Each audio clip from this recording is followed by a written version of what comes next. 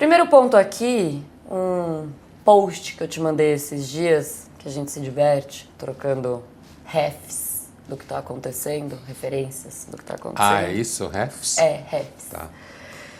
Era um post em que a saúde estava sendo anunciada, a saúde mental, como um direito humano universal por uma conta da Organização das Nações Unidas. O que você acha desse novo direito? Olha, Gabi, primeiro, tudo que vem da Organização das Nações Unidas, eu dou um passo atrás, né?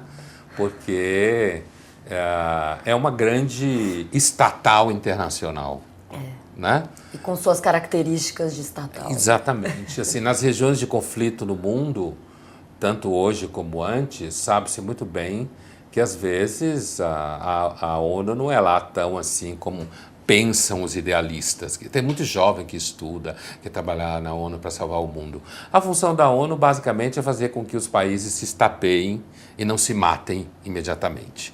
E nisso ela cumpre a sua função. Agora, quando ela vende por aí a ideia que ela está salvando o mundo, todo mundo que vende a ideia que está salvando o mundo é mentiroso, né? Então, assim, agora a ideia do direito, enquanto tal, é assim, é claro que é bom se ter saúde mental. Ninguém nega.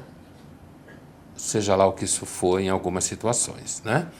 Mas a ideia é que isso seja um direito, aí vem o problema típico do mundo contemporâneo, já no século XX, século XXI, mais difícil, a ideia é que tudo vira direito. Saúde mental é uma coisa importante.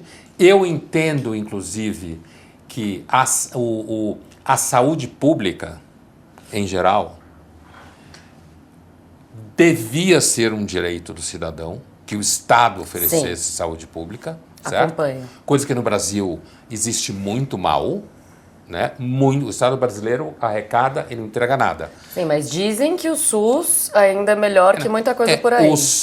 Dizem que o SUS funciona bem se ele tivesse mais dinheiro. A ideia é boa. Sim. Né? A ideia é boa.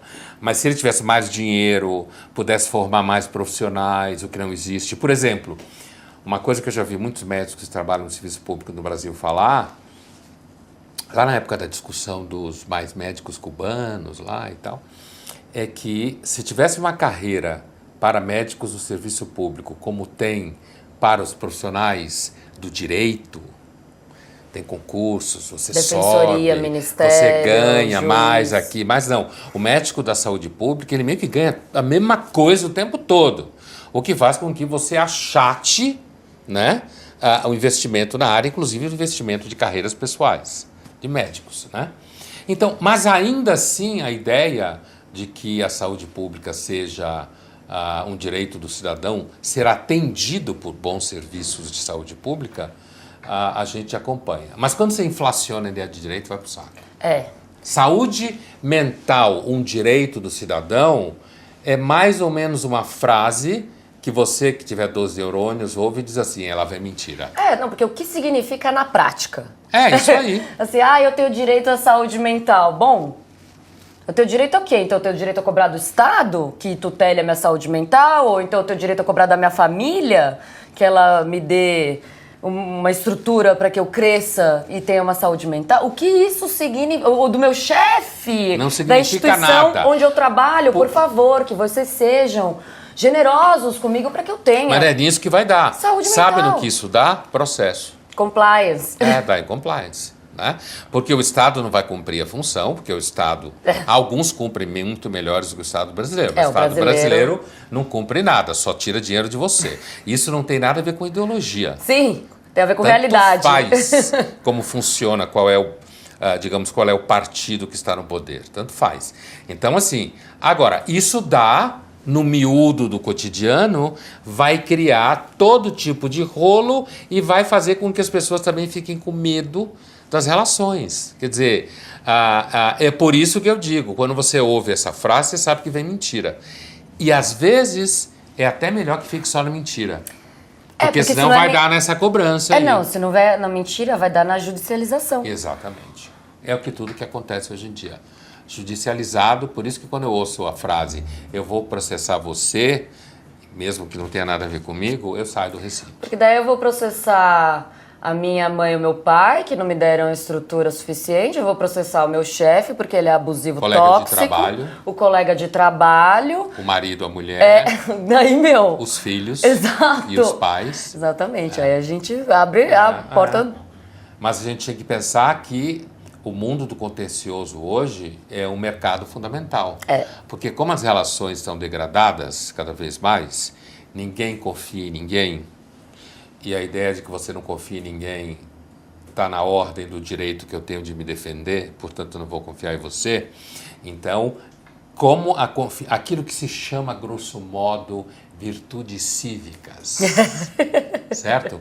As relações cotidianas, um certo grau de confiança necessário. Isso vai erodindo, o que vai acontecendo? A única solução é judicializar tudo. Tudo vira espada. E tem uma coisa, quando você ouve os juízes brasileiros, eles falam com frequência, deve ser verdade, claramente, eles são, não sei se é o juiz que mais tem processo no mundo, não sei se é o número 1, mas seguramente está lá em cima. Tá. Talvez seja o número 1, Tá. que mais é demandado o tempo todo, decidir, afinal de contas, para quem vai o moletom, se o pai da filha de 5 anos, 4 anos separado tem ou não direito de dar banho na filha, porque a mãe quer processar o cara.